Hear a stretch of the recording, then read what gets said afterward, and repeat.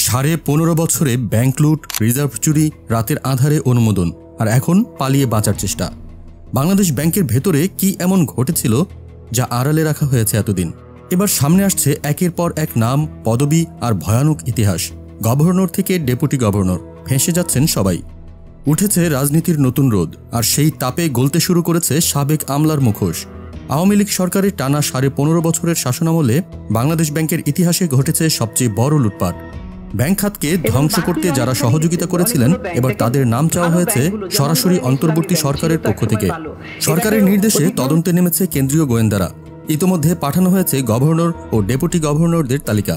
এই তালিকায় আছেন ডক্টর আতিউর রহমান, ফজলে কবির এবং আব্দুর রউফ তালুকদার।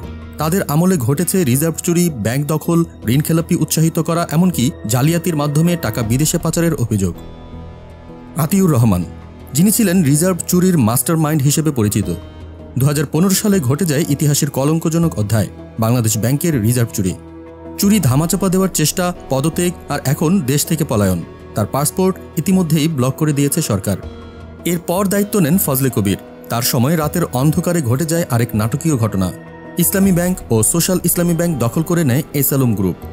এই দখলের অনুমোদন দেন গভীর রাতে নিজ বাসায় বসে।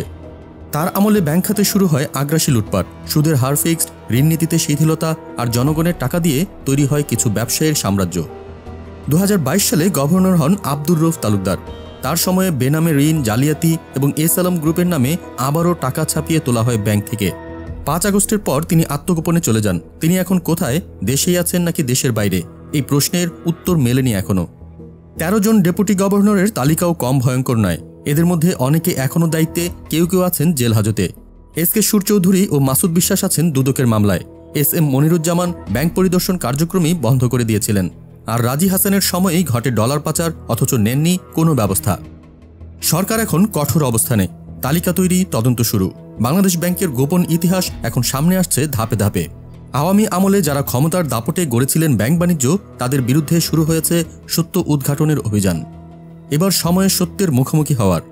আপনি কি মনে করেন, এই গভর্নর আর ডেপুটি গভর্নরদের কি শাস্তি হওয়া উচিত? কমেন্টে জানান আপনার মতামত। ভিডিওটি বন্ধুদের সাথে শেয়ার করুন, কারণ এই সত্য সবাইকে জানাতে হবে।